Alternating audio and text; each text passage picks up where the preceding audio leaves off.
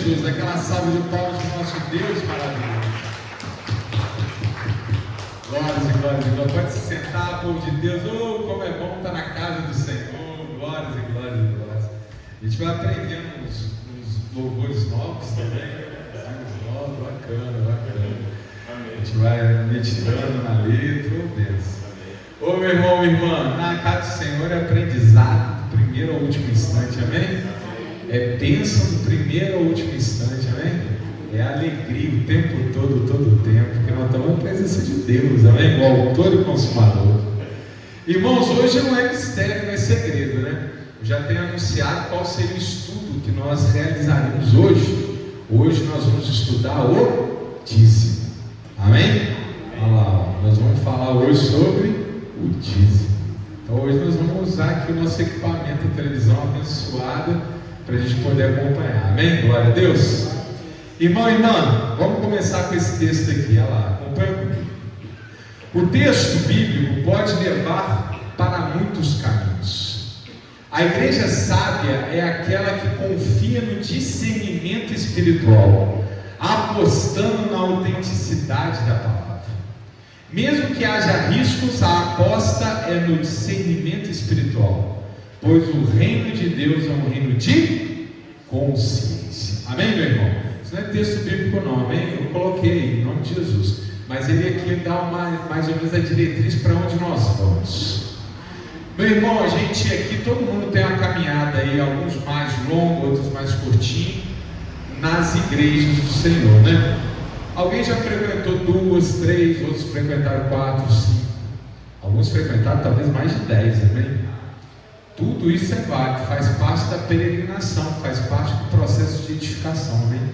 Deus sabe de todas as coisas, se nós estamos buscando nele, às vezes tem gente que acha rapidinho, tem às vezes gente que tem que procurar mais tempo. Tem gente que acha um pedacinho de Deus em cada lugar, amém? Um tijolinho em cada lugar, isso vai edificando a fé do indivíduo, do nosso irmão e irmã. Deus sabe de todas as coisas, Ele tem um plano para cada um de nós. Nunca julgamos, amém? Nossa, irmão, mas o senhor já fez parte de 10 igrejas, coisa esquisita. Não, pelo amor de Deus, amém? Não julgue o servo alheio, amém? Deus tem um propósito para ele e não cabe a nós senão lidar com amor. Se o teu lugar, se o teu posto, se o teu endereço é esse aqui, seja bem-vindo. Se o irmão também quiser ir embora, vá com Deus, amém? Só não sai da presença do Senhor. Procura outra casa, às vezes não é essa, às vezes é a próxima, amém? Nós temos que ficar na presença de Deus. E cada lugar que a gente passa, a gente tem aprendizados. Alguns são convergentes. Por exemplo, eu tenho certeza que ninguém foi em igreja aqui que diz que Jesus não é Deus, né? Pelo amor de Deus, se é cristão, Jesus é Deus. Nenhuma igreja que se diz cristão pode negar a Trindade, Deus Pai, Deus Filho e Deus Espírito Santo, amém? Então tem assuntos, tem dogmas, tem ensinamentos que são convergentes. Por quê? Porque a palavra é muito clara, né? Não tem muito espaço para interpretação. Então nisso as igrejas vão convergir. Mas existem assuntos em que as igrejas elas fazem ensinamentos um pouco diferentes. Esse é o caso do dízimo. Algumas igrejas elas se assentam em passagens bíblicas que, meu irmão, minha irmã, não pertencem mais a nós. Mas a gente até entende às vezes por que alguns irmãos, com todo respeito, amém? Com todo respeito, mas que alguns irmãos às vezes se apegam, né, a algumas passagens mais antigas, cuja interpretação ela está, não é própria da igreja de Cristo. Por quê? Porque a gente sabe que sustentar uma igreja não é fácil. Não é fácil. Pagar aluguel, pagar água, pagar luz, pagar, né, os materiais de consumo, né, manter uma estrutura, não é barato. E às vezes tem um irmão que, né, naquele afã de, né, ter um recurso para, até com uma finalidade santa, de manter a casa de Deus aberta, ele às vezes pega um pouquinho mais forte e às vezes explora algumas passagens da Bíblia que não devem ser interpretadas para a igreja, cuja finalidade era para uma outra época, num outro momento da revelação de Deus. Aqui, meus irmãos e minhas irmãs, a gente corre um risco. Olha como é que aqui repetir várias vezes a palavra aposta. Claro que eu não estou falando uma aposta de jogo de azar, amém? Mas é de assumir um risco. O risco do irmão não se sentir pressionado a contribuir com a igreja. Oh, meu irmão, pode ser que isso aconteça, pode. Quando a gente concluir esse ensino aqui, pode ser que o irmão ele não se sinta pressionado a contribuir com a igreja. E meu irmão, isso é uma aposta. É a santa aposta que vale a pena apostar. Por quê? Porque nada é por força nem por violência na presença de Deus. Nada é com enganação ou mentira. Nada pode ser na presença de Deus se não for com ordem e decência. Nós temos que ser sinceros, todo o tempo sinceros. A honestidade é parte do cristão. Não é uma escolha, é um dever. Então, quando a gente interpreta a Bíblia, como a Bíblia fala sobre o dízimo, irmãos e irmãs que talvez até ontem dizimassem por conta da obrigação, possam concluir: então não vou dizimar mais. Misericórdia, irmão, misericórdia, não se trata disso. Nós estamos acostumados com o mundo e às vezes com igrejas que mantêm as pessoas na linha através da força, da rigidez, da coação. Meu irmão, nada mais antibíblico do que esse tipo de atitude. Nós permanecemos na igreja por amor. Nós ajudamos a financiar a igreja por consciência. Nós dizimamos por gratidão. Vou repetir porque a caneta me atrapalhou. Nós dizimamos por gratidão. Amém? Essa é a diferença do Antigo Testamento, onde havia a letra da lei que obrigava a fazer e receber, fazer e receber, da graça que é Deus já nos deu tudo de graça. A nossa postura cristã é a de devedores de Deus. Amém? Mas não é devedor para algo que Deus vai fazer, não, é devedor de saída, porque Deus já fez tudo. Esse é o ensinamento autenticamente cristão. Então, meu irmão, minha irmã, eu já vou partir do final e dizer: o dízimo ele é santo? Sim. Ele é bíblico? Sim. Ele é necessário? Sim. Mas não é por causa da lei, não é por causa da troca, não é como um banco que você deposita querendo buscar mais na frente. Não é como um supermercado onde você dá dinheiro para tirar a bênção. Não. O dízimo é simplesmente gratidão. Obrigado, Senhor. Estou dizimando porque eu entendo que o Senhor é bom para mim. Eu entendo que pregar a tua palavra é importante. Eu entendo que o Senhor já fez tudo. E eu entendo, inclusive, que nada há de me faltar, porque sendo justo na sua presença, o Senhor vai recompensar 10, 100, 1000 vezes mais. Amém? É por isso que dizemos: pastor, o senhor está correndo um risco. Eu tenho certeza, porque eu estou dizendo: meu irmão, atenção, igreja, você já foi salvo, você vai para o céu. O que salva é a fé em Jesus Cristo, não é o dízimo. Se nunca mais na sua vida dizimar, você continuar crendo em Jesus, você vai para o céu. Amém? Então você não vai dizimar para ir para o céu. Se você até ontem dizimava para ir para o céu, está livre. Assim como Jesus Cristo nos libertou da lei. Ele não veio senão para cumprir a lei nele mesmo. Ele pagou o dízimo da nossa salvação. Ele foi o cordeiro pascal da nossa salvação. Ele fez o que nenhum dízimo de homens pode comprar. Está feito. Como ele disse na cruz: está feito, está consumado. Se é para trocar, está liberado. Agora, se é porque você sabe que Deus é bom na tua vida e que Ele merece, e que a palavra dele merece, e que tudo que Ele te deu, você se sente por amor compelido, levado a contribuir, levado a compartilhar. Meu irmão, que seja bem-vindo o seu dízimo, que o seu dízimo frutifique na sua vida, amém? Porque Deus vai se alegrar. Ele não quer nada de você senão seu coração. O resto, meu irmão, é a gente que se sente devedor e faz por consciência, amém? Por isso eu usei a palavra aposta, porque aqui nós vamos agir com ordem e decência, com sinceridade. Ninguém vai se sentir obrigado a nada, vai ser tocado pelo amor de Deus, só isso para nós basta. E eu tenho certeza, meu irmão, minha irmã, que a igreja vai arrecadar como nunca. Em nome de Jesus, o dízimo é a prática de dedicar 10% dos rendimentos financeiros mensais a Deus, através de quem? Da igreja. Meu irmão, minha irmã, a igreja é o lugar em que nós nos preparamos para o reino de Deus, ou não é? É na igreja que nós temos comunhão com Deus e aprendemos a viver essa comunhão, a aprofundar essa comunhão. É na igreja que nós encontramos nossos irmãos que pensam como nós, que sentem como nós, que são tocados pelo mesmo Espírito que nós. Nós somos parte de um corpo, que Cristo é a cabeça, e nós somos aqueles membros tão importantes, mas que sem a cabeça não fazem sentido nenhum.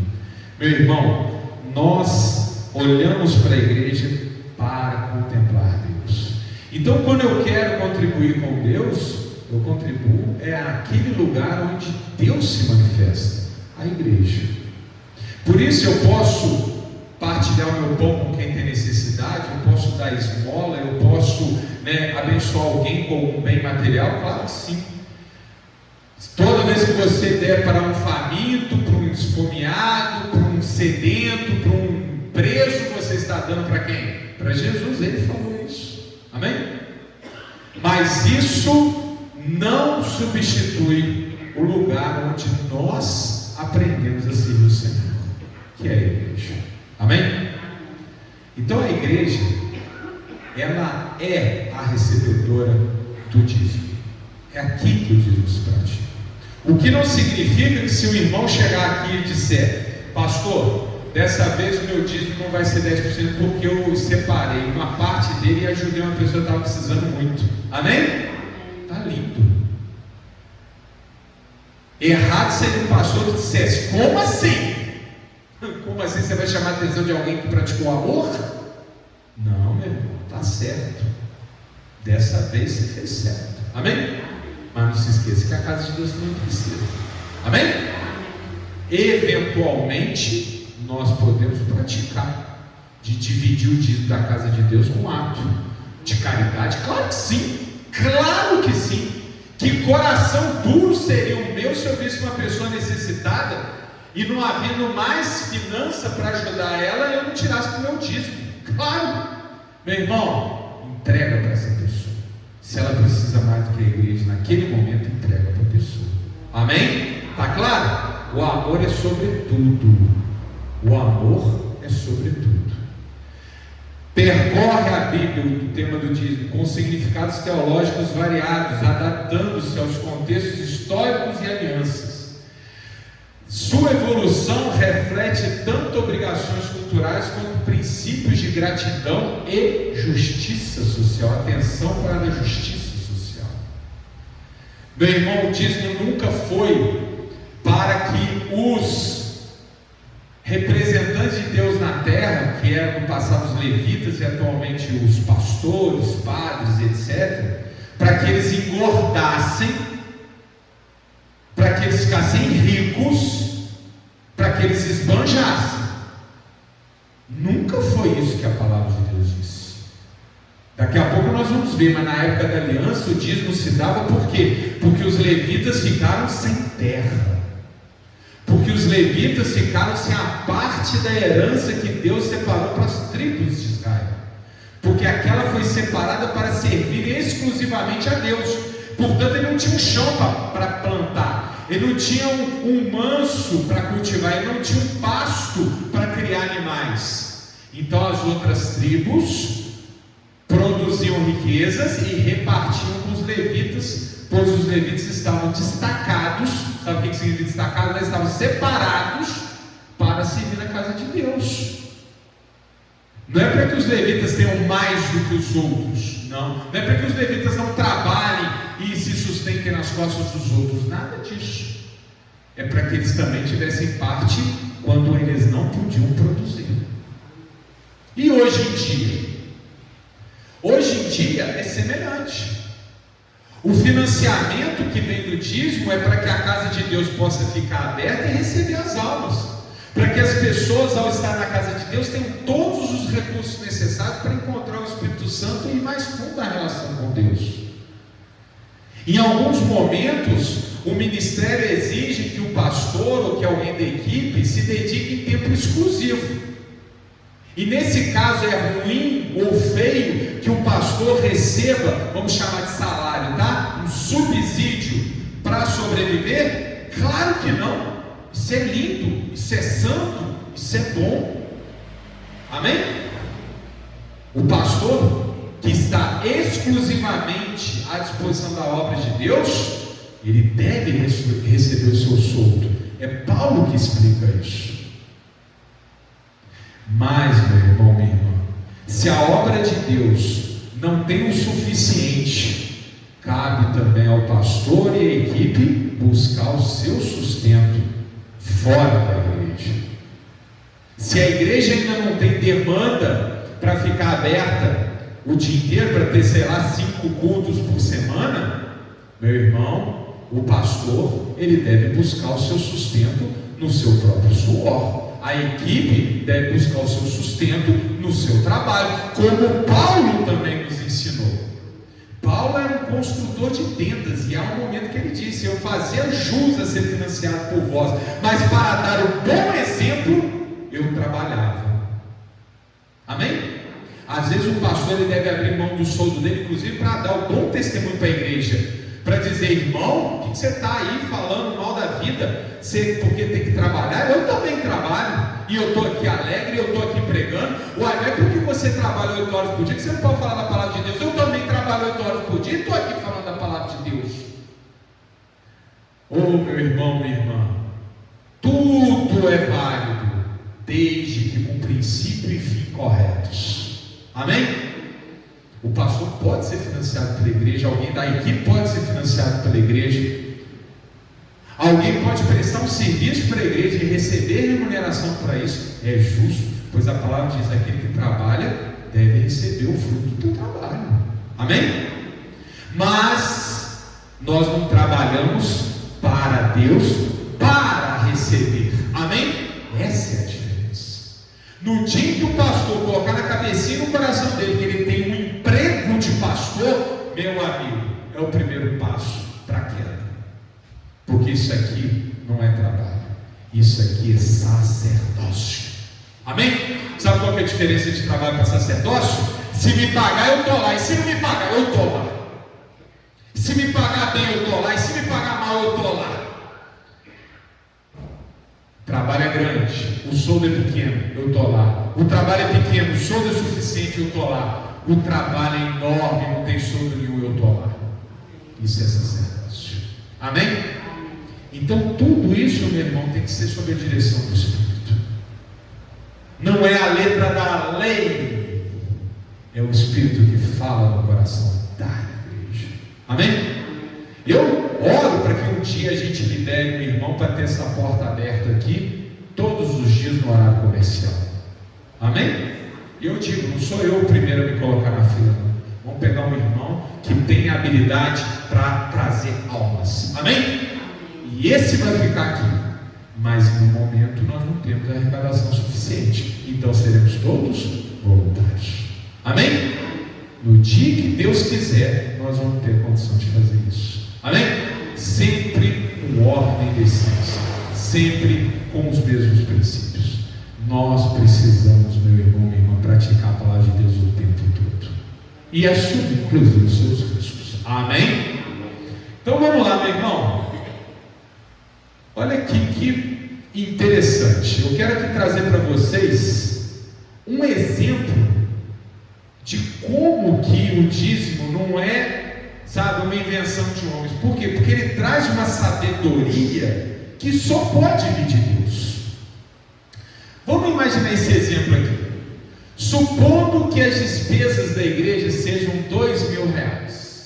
Está claro? Isso aqui é suposição também, irmão. Quem dera ter uma igreja que as despesas seriam fosse, né, Mariana? Se fosse só R$2.000, né? Vamos aqui, só para fazer um exemplo numérico, tá bom? Uma continha mais redonda.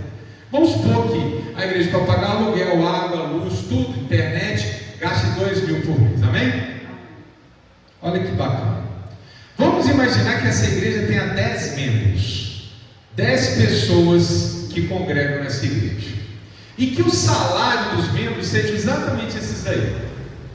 O irmão membro 1 ganha R$10.000, todo mês ele ganha R$10.000. O membro 2 ganha R$3.000 todo mês, e todos os outros membros do 3 em diante recebam R$1.000 por mês. Irmão, isso aqui é um exemplo, amém? Ninguém recebe 1.000, não é isso? O salário mínimo no Brasil é 1.500, não é isso? Mas vamos imaginar que sejam esses salários, só para a gente fazer uma conta redonda. Talvez um ser humano pensando, né, refletindo racionalmente, chegue à conclusão de que o mais justo é fazer uma repartição igual, não é?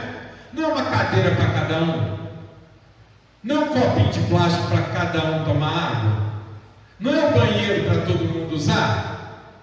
Ninguém aqui é privilegiado, todo mundo é igual, né? O ventilador que ventila sobre um, ventila sobre o outro. Então, o justo talvez seja que todo mundo compartilhe as contas igualmente. Ora, se a conta da igreja é 2.000, são 10 membros, qualquer um faz essa conta. Quanto que cada um deve dar se a partição for igual? 2.000 dividido por 10, R$200 para cada um, não é isso? Quando você vai numa pizzaria com os amigos, vocês comem a mesma pizza e dividem o refrigerante, no final não pega a conta e divide pelo número de pessoas que comeram? É ou não é? Nós pedimos 2 pizzas, 2 refrigerantes, deu, sei lá, R$200, somos 4 pessoas, divide por 4, deu 50 para cada, não é assim? Meu irmão, minha irmã, mas olha como que Deus é sábio. Eu sei que você nunca teve ensino sobre o dízimo assim. Foi o Espírito Santo que me deu esse ensino. Olha como é que isso é a sabedoria de Deus. Se todo mundo contribuísse com partes iguais, não seria justo? Olha o impacto para na vida de cada irmão que congrega nessa igreja.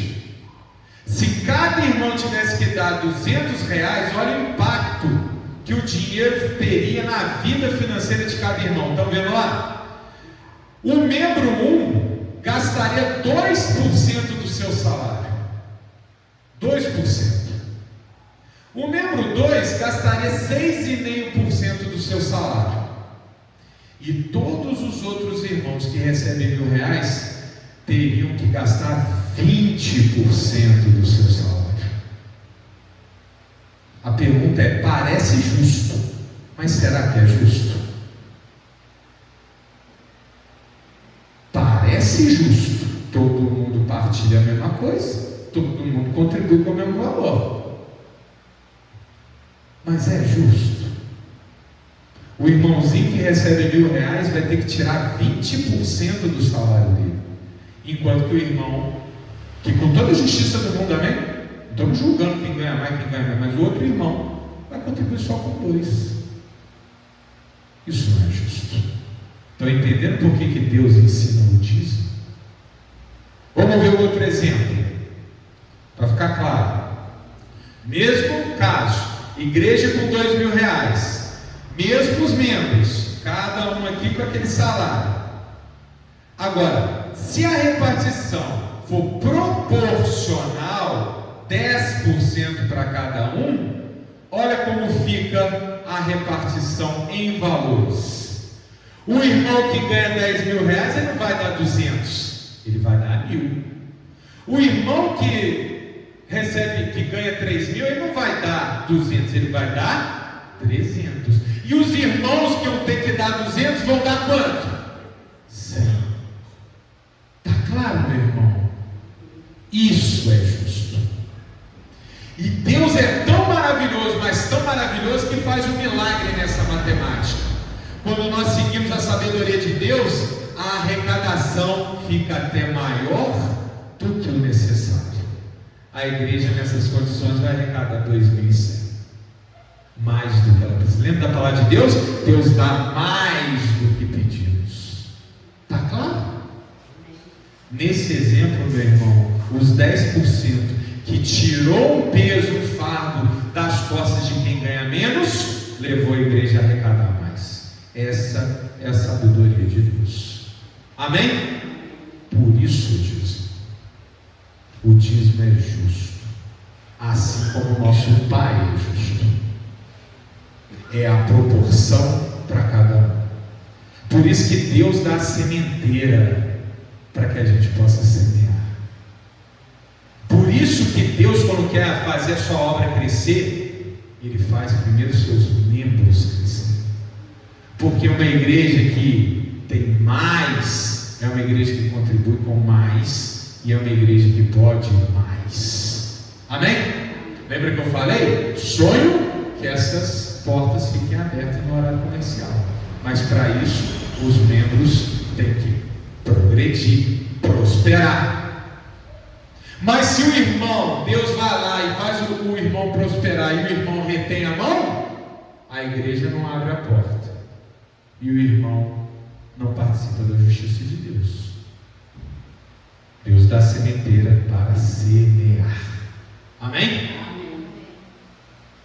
Meu irmão, minha irmã, agora vamos imaginar que estamos praticando a justiça de Deus, mas 2 membros da igreja tomam uma decisão. Eu não vou contribuir. Eu não vou devolver dízimo, não. Não vou. Meu trabalho é tão suado.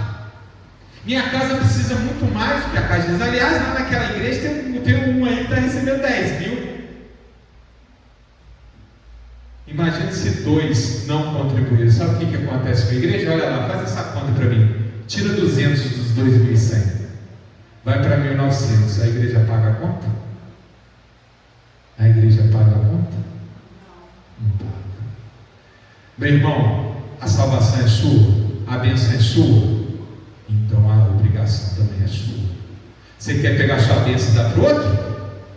Ou você quer a sua bênção para você? Você quer a bênção para você? Então traz a obrigação junto. Consciência. Eu estou tomando água, eu estou usando banheiro, eu estou partilhando pão, eu estou sentando na cadeira, eu estou sendo bem tratado, ninguém está me... Por que eu não vou contribuir? Meu irmão, o primeiro mandamento é: não terás outro Deus diante de mim. Esse é o mandamento da idolatria. Não se engane, meu irmão. A idolatria não é só adorar santo esculpido de barro, divindade feita de pedra. Idolatria é tudo que se coloca entre você e Deus, que é mais importante do que Deus na tua vida. E atenção, o dinheiro é o primeiro candidato da idolatria. Lembra que Jesus falou? Não é possível servir 2 deuses, a Deus ou a Mamon. Quem é Mamon? O Deus do dinheiro. O lugar mais difícil para o irmão vencer a idolatria é no bolso. Mas eu podia comprar aquilo que eu quero. Eu podia viajar para onde eu quero. Eu podia dar mais um brinquedo para o meu filho. Deus vai entender. E a obra dele não cresce. Será que ele vai gostar? Eu vou falar meu testemunho pessoal, meu irmão. Eu não falto com dízimo. Eu não falto com dízimo. Eu me converti, o pacote é completo. Mesmo quando eu tinha alguma ponderação sobre o ministério qual eu estava, eu não estou dando para o ministro, eu não estou dando para o pastor, eu estou dando para Deus. Minha dívida com Deus. Amém? Na transição do ministério anterior para esse, a Mariana sabe, é testemunha. Nós ficamos um tempo sem dizimar. A continha está feita e o valor está lá congelado. Quando for necessário, nós vamos lançar a mão dele. Amém? O pacote é completo. E agora me pergunta, meu irmão, sua vida piorou ou melhorou desde então? Nunca faltou. Aliás, nunca faltou. Amém? E é assim que é com a vida de quem faz. Nunca vai faltar. Agora só um parênteses na frente, tá bom? Ah, mas eu estou dizimando e minha vida não está prosperando. Porque é só dizimar? Não, meu irmão, você tem que entregar antes o coração. Mas é outra coisa que está te impedindo. Não é o dízimo. O dízimo você está certo. Você é fiel à sua esposa, você dizima, você é uma pessoa honesta. Mas tem alguma coisa aí que está te atrapalhando. Amém? Tá certo, tá certo, tá certo. Mas tem alguma coisa aí te atrapalhando. Pensa o que é. Busca a Deus, examine-se, pois o homem a si mesmo, entende isso, muda isso e vai prosperar. Amém? Meu irmão, minha irmã, o método de calcular o dízimo revela a justiça de Deus. Amém? Quem tem mais, contribui com mais. Quem tem menos, contribui com menos. E o milagre da multiplicação acontece. Agora vamos lá, às vezes o irmão ele tem dificuldade de saber como calcular o dízimo. Como que se calcula o dízimo? É simples. É o seu salário. O que é o salário? É aquele rendimento mensal, pode ser pensão, pode ser um benefício. Você pega a calculadora e faz lá, vezes 10%. Aí dá o valor. E atenção, irmão, esse cálculo não é em cima do seu salário bruto. Sabe, aquele antes de ser tributado, é o seu salário líquido, ou seja, o que vai para a sua mão. Amém? Porque amanhã você não vai ser um aposentado, você vai continuar dizimando. Então, olha como é que é a sabedoria de Deus. Deus não tira de você o que vai ser sua colheita do futuro. Ele não fala para você, tira antes de você dar a sua contribuição de aposentadoria. Não, é depois. É o que vai para a sua mão. Amém? Está claro, meu irmão, minha irmã, ou não? Está ficando claro? Glória a Deus. Depois no final do culto até eu vou pegar aqui, vou abrir a calculadora, vou fazer um exemplo, tá? Para a gente ver como é que fica esse cálculo aqui, eu vou fazer na calculadora. É salário vezes 10% igual ao valor do dízimo. Agora vamos às passagens bíblicas. A história do dízimo. Primeiro, a primeira vez que o dízimo aparece na Bíblia não foi com a lei. E aí, uma coisa que a gente tem que ajustar: o dízimo ele não é fruto da lei, ele foi parte da lei, amém? O que está errado é a gente ler o dízimo de hoje como sendo da lei. Sabe por que está errado? Porque o dízimo nunca foi a lei. Pastor, eu não entendi. Você vai entender daqui a pouco. Como é que o dízimo aparece na Bíblia? Ele aparece com Abraão. Abraão havia lei? Meu irmão, na época de Abraão havia lei? Ou os cultos de estudo bíblico aí, hein? Não tinha lei. Abraão é antes da lei. A lei veio depois de Abraão com Moisés. Moisés é 500 anos depois de Abraão. Na época de Abraão não tinha lei. Ora, não tinha nem Israel? Como é que tinha lei? Não existia lei.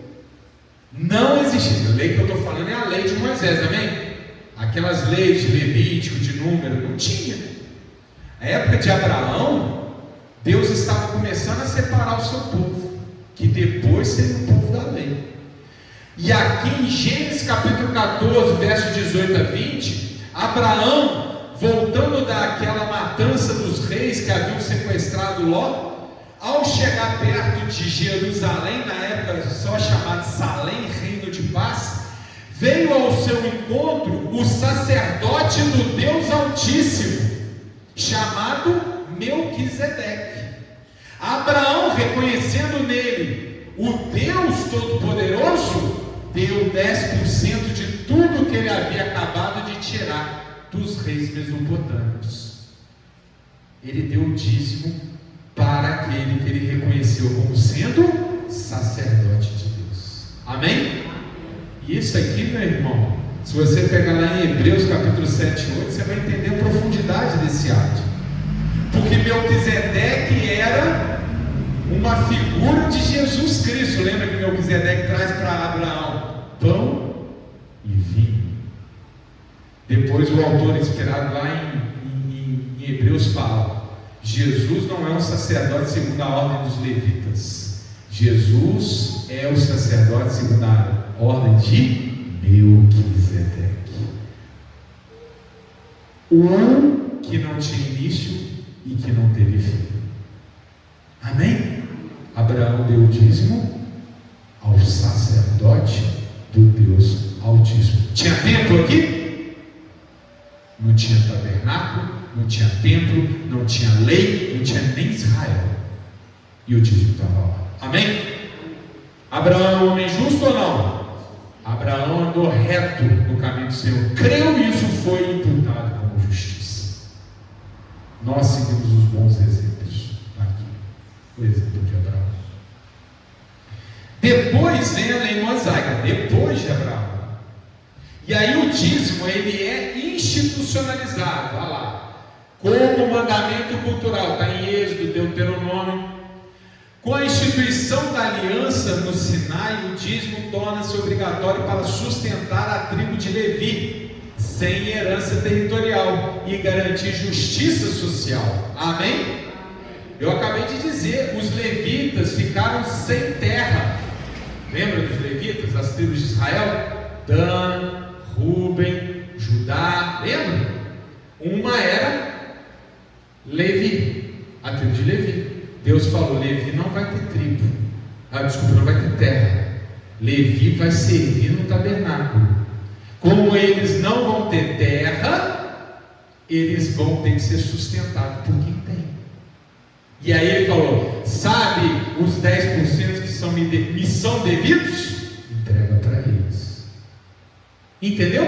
Porque eles vão manter a minha casa, eles vão manter a minha palavra, eles vão depois copiar a minha sagrada escritura. Então eles vão poder ficar lá no pasto.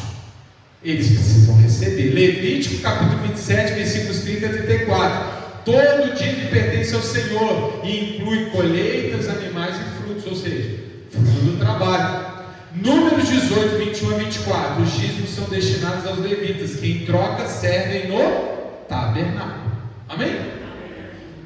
Então o dízimo nasceu na lei, ele já existia, mas aqui na lei ele se tornou a forma de sustentar aqueles que se dedicavam exclusivamente a Deus. E o dízimo continuou sua história. Em seguida, nós temos lá o período monárquico. O que é o período monárquico? Lembra de Saul? Saul, Davi, Salomão, Roboão e dali para frente? Período monárquico também é um período profético. É a época de Amós, é a época de Zacarias, é a época de Ageu, é a época de Jonas. Nessa época, o dízimo, olha só, ele se torna uma forma de Deus apontar para o seu povo e dizer: olha como é que vocês estão se desvirtuando, se desviando do caminho. É aqui que entra Malaquias, que é muitas vezes citado. Quando a pessoa quer convencer do dízimo e cita Malaquias, está totalmente descontextualizado, porque Malaquias, a citação de Malaquias 3, é uma forma de dizer: olha como o povo ficou injusto, porque ele não faz A, não faz B, não faz C e rouba no dízimo. Roubará a Deus? No que roubamos? Nos dízimos e nas ofertas alçadas. É uma palavra de repreensão. Mas não é uma repreensão por causa do dízimo, é uma repreensão por causa do pecado do povo. Seu coração se desviou de mim. Ele está dando exemplos desse ato de desvio. Amós também faz uma coisa parecida. 4:4. Profetas denunciam a hipocrisia de quem entrega dízimo, mas explora os pobres. O ritual sem justiça é vazio.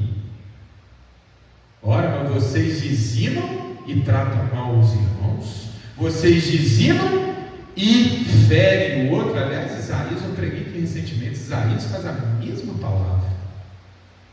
E aí chegamos a Malaquias. Meu irmão, olha para mim. Isso aqui é fantástico. Malaquias é o último profeta.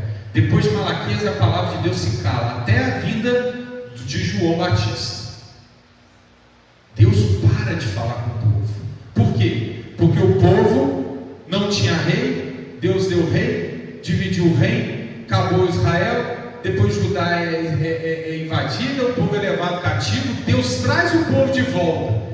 Meu irmão, tudo que Deus podia ter feito para esse povo, Ele fez. E o povo voltando para a terra prometida, o que Ele está fazendo? Pecando. Então, quando Deus fala roubará a Deus nos dízimos, nas ofertas, Ele está dizendo assim: está vendo, vocês não conseguem cumprir a lei. Não é o dízimo que está em questão, é o coração do povo. Essa não pode ser nunca a palavra para chamar o irmão a dizimar, porque aqui Deus está encerrando a primeira etapa da lida dele com o povo de Israel. Ele está dizendo: provei um ponto, sem o Salvador que vai descer do céu, vocês estão perdidos. Essa é a palavra. Está claro, meu irmão? E aí ele ainda fala: levar os dízimos à casa do tesouro. Casa do tesouro com T maiúsculo. Casa do tesouro era a repartição do templo de Jerusalém, que não existe mais. Tem casa do tesouro aqui na Igreja de Reconciliação em Cristo? O ofertório é a casa do tesouro? A conta bancária é a casa do tesouro? Não! A casa do tesouro era onde se guardavam os bens que depois serviriam para sustentar os levitas. Não tem sacerdócio levítico mais. Não é uma analogia válida, meu irmão. Desculpa, mas é uma forma equivocada de tocar o coração do irmão para dizimar. Não é aqui, não é na lei, não é dizendo que quem não dizima vai para o inferno. Mesmo porque aquele povo que não dizimou, Deus veio salvar. Jesus veio depois dessa palavra dar o sangue dele. Aqui era a lei: fazer e receber, fazer e receber. Depois Jesus veio e fez tudo. Amém? Vamos mais um caminhozinho aqui. Desculpa aí, o número ficou errado. Período intertestamentário. Foi que está certo, é o 4. No judaísmo do segundo templo, o dízimo tornava-se alvo de meticulosidade farisaica. E Jesus vem repreender. Lembra que Jesus fala assim? Está lá até. Jesus critica os fariseus por dizimarem até o tempero, hortelã e cominho, mas negligenciarem a justiça e a misericórdia da fé. O que Jesus nos mostra lá em Mateus 23 e Lucas 11, que é a mesma passagem? Jesus nos mostra que o dízimo se tornou um ato religioso dos fariseus, uma maneira dos fariseus mostrar que eles eram melhores que os outros. Os fariseus julgavam as pessoas porque elas dizimavam ou não dizimavam. Meu Deus, quem lê essa passagem e abre a Bíblia, desculpa, mas tem que falar, que abre a Bíblia no altar e diz assim: venha 50, venha 30, venha 10, venha 2. Isso é uma maneira de humilhar os irmãos que não tem 50 para dar. Isso é farisaico. Eu sei, meu irmão, que a igreja precisa, mas nada justifica desviar da palavra. Jesus condena esses homens porque eles humilhavam os outros, porque eles diziam: eu dou o dízimo, vocês não. Dízimo, meu irmão, nessa igreja ninguém nem só coloca o nome quem quer. Se me perguntar o valor do dízimo do irmão, não sei. Dizimou ou não dizimou? É ele com Deus. Porque se eu constatar que não dizimou, o que eu vou fazer? Torturar? Humilhar? Como faziam no Antigo Testamento? Como faziam os fariseus? Não, meu irmão, você não aprendeu da palavra que não é o homem lá embaixo, é aqui o Espírito falando? Que hei de fazer? Amém? Eu oro por todos, independente se dizimar ou não dizimar. Eu quero todos, e quero que todos sejam tocados pelo Espírito para contribuir, porque é uma comunidade. Amém? Fora isso, meu irmão, é Deus. Os fariseus foram repreendidos por Jesus. Olha, mas Desculpa eu não estar citando muitos versículos, porque é para ganhar tempo, amém? Depois a gente pode voltar, mas estão todas as referências aí, pode ir lá e consultar. Jesus fala: fazei o que os fariseus falam, mas não façam o que eles fazem. Eles dizimam, está certo, mas humilhar os outros, está errado. Então toda vez que para dizimar eu tenho que humilhar, não faça. Amém? E aí chegamos finalmente na nossa etapa na história da palavra de Deus, o Novo Testamento. No Novo Testamento o dízimo, ele é generosidade. Na Nova Aliança o dízimo não é revogado, mas reinterpretado à luz da graça. Segundo aos Coríntios, capítulo 9, versículos 6 e 7, Paulo incentiva a generosidade voluntária e alegre. Cada um contribua segundo o propósito do seu coração. Quem está no coração do crente? O Espírito Santo. É o Espírito Santo que convence. É o Espírito Santo que exorta. É o Espírito Santo que vai e diz para a pessoa: vai, entrega, dá 10%, devolve 10%. A igreja precisa, vai te fazer bem, e eu vou, pode ter certeza, o Papai do Céu vai te dar tudo que você precisar. Atos capítulo 4, versículo 32 a 35. A igreja primitiva compartilhava recursos de modo radical, indo além do dízimo. Lembra daquelas pessoas que vendiam tudo e entregavam na igreja? Amém? Não aconteceu isso? Muitas e muitas vezes as pessoas vendiam tudo e entregavam para a igreja. Meu irmão, significa que estamos ensinando venda tudo e entrega para a igreja? Não é isso. É dizer o seguinte, que quando o Espírito Santo toca no nosso coração, os bens materiais eles perdem totalmente sentido, ao ponto que aquelas pessoas que estavam recebendo o Espírito Santo, elas diziam: não precisa de mais nada, só precisa de Deus. Esse é o grande exemplo. É o exemplo de que nada se coloca entre você e o nosso Salvador. Nada. Meu irmão, lembra do jovem rico? Chegou para Jesus e disse: eu guardo todos os mandamentos, eu sou bom, eu sou justo, eu dou esmola, eu faço tudo. Aí Deus chegou para ele, Jesus chegou para ele e disse: ótimo, só falta uma coisa, dá tudo que você tem e me segue. Jesus está falando para a gente: dá tudo que você tem e me segue? Não, ele está dizendo para todo aquele que coloca tudo na frente de Jesus. Esse tem que se desfazer de tudo, sim, meu irmão. Esse tem que se desfazer de tudo. Mas vale entrar no céu sem um olho, sem um braço, sem uma terra, sem um carro, sem uma conta bancária, do que ir para o inferno e não levar nem um tostão. Meu irmão, conforme o teu coração. Por quê? Porque o dízimo no Novo Testamento, ele não é uma questão de salvação. O que salva não é o dízimo, é a fé. Efésios capítulo 2, verso 8: porque pela graça sois salvos por meio da fé. Isso não vem de vós, é dom de Deus, não vem das obras. Obras, lê-se dízimo, para que ninguém se glorie. Eu vou para o céu, por quê? Porque eu dizimo. Você é obra, então você pode se gloriar, né? Presta atenção, Paulo ensina, hein? Por que não pode ser obra? Nada mais justo do que recompensar aquele que pagou. Se você vai para o céu porque você é bom, se você vai para o céu porque você dizima, de quem é o mérito? Seu. Pelo nosso mérito nós vamos para algum lugar? Ou para o inferno, só se for.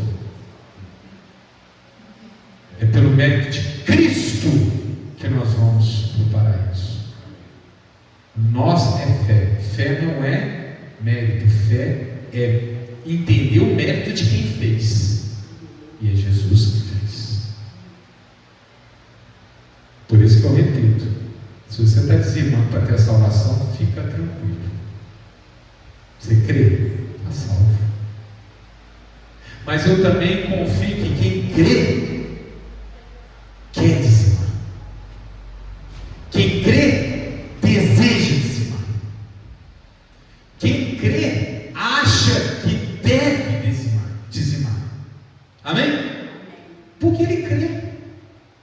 Porque ele sabe a importância do Evangelho, porque ele sabe a vida que tinha antes e o que a igreja fez na vida dele, o que Jesus fez na vida dele, o que Deus fez na vida dele, o que o Espírito Santo fez na vida dele, o que o irmão que congrega com ele faz na vida dele.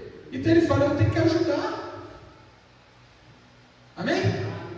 Não é roubar os homens a Deus, não.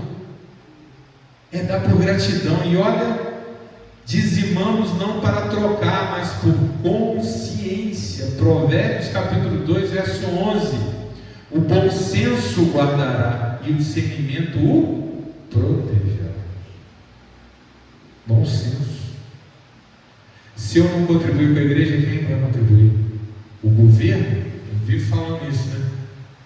Igreja de Reconciliação em Cristo, patrocínio Prefeitura de Juiz de Fora. Vai ficar ruim de ver, não vai? Hein? Imagina aqui, um monte de logomarca de empresa aqui no mezanino. Hein? Aí a gente, atenção, pausa para chamar aqui os anunciantes. Aí vem um cara que compre Coca-Cola, tome esse remédio. Nossa, é isso que a gente vai fazer mesmo. E pasmem, isso está acontecendo em igreja e fora. Nessa igreja não tem patrocinador nenhum. Amém? Só tem crente. E claro, alguém quiser fazer uma doação, óbvio. Ah, eu sou crente, mas eu queria doar. Seja bem-vindo, em nome de Jesus. Deus abençoe. Meu irmão, e eu acho que essa passagem, nossa, essa passagem toca muito. E eu descobri essa passagem aqui no mezanino, preparando outra palavra. Até na época eu dei testemunho dela. Deus me mostrou ela aqui, meditando uma outra coisa. Olha que linda essa passagem. Interpreta ela comigo. Já estamos chegando no final. Lucas 8:1. E aconteceu depois disso que andava de cidade em cidade, de aldeia em aldeia. Quem? Jesus, tá? Olha lá, Evangelho de Lucas. Pregando e anunciando o Evangelho do reino de Deus. E os 12 iam com ele. E também algumas mulheres. Vamos prestar atenção nessa passagem, nessa parte aqui. E também algumas mulheres que haviam sido curadas de espíritos malignos e de enfermidades. Maria, chamada Madalena, da qual saíram 7 demônios. É aqui que a gente sabe que de Maria Madalena saiu demônio, tá? Por causa dessa passagem. E Joana, mulher de Cusa, procurador de Herodes, e Susana, e muitas outras. Atenção, igreja, que o serviam com suas fazendas. O que significa fazenda? Recurso. Por exemplo, Haddad, ele é ministro da Fazenda no Brasil, amém? O que o ministro da Fazenda faz? Lida com dinheiro. Fazenda é sinônimo de dinheiro, entendeu? Agora atenção, igreja, atenção. As mulheres seguiam Jesus depois de terem sido curadas, depois de terem recebido a libertação, e contribuíam com os seus recursos financeiros. Essas mulheres estavam trocando alguma coisa com Jesus? Não. Elas estavam contribuindo porque elas eram gratas. Jesus já tinha feito na vida delas. Ele não ia fazer. Se elas não contribuíssem, o demônio ia voltar, a enfermidade ia voltar? Não. Elas receberam. E depois contribuíram. Estes somos nós, meus irmãos. Deus já nos salvou.